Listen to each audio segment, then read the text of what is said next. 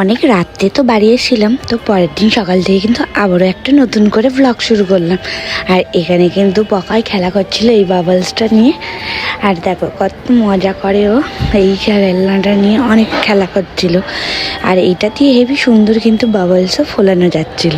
আর এদিকে আমি দুপুরের লাঞ্চ করব বলে একদম রান্নার জন্যে রেডি করে নিয়েছি, সব কিছু কেটে কুটে এখানে বসাচ্ছি। মাছের ঝোল, তারপর একটু গোটা গোটা করে, একদম লোটে মাছ কোনোদিনই খাই না, এখানে কেউ খায় না আমাদের বাড়িতে, তাই আমি একটু গোটা গোটা করে অল্প করে নিয়ে এসে গোটা গোটা করছিলাম।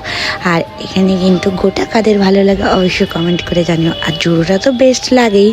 আর শীতের মৌসুমে কিন্তু এই যে মটরশুঁটি দিয়ে মাছের ঝোল কিন্তু পাতলা একদম হেভি সুন্দর লাগে। আরেকটা বানাচ্ছিলাম কিন্তু চিংড়ি মাছের মালাইকারি। চিংড়ি মাছ ছিল একটু, সেটাকে বরের জন্য একটু মালাইকারি করে রাখলাম। আর আমার রান্নাগুলো তোমাদের কেমন লাগে অবশ্যই কিন্তু কমেন্ট করে জানিও। লাঞ্চ করে কিন্তু ঘরে গিয়ে দেখি পকায় কিন্তু নাচ করছে, তোমরা একটু দেখো।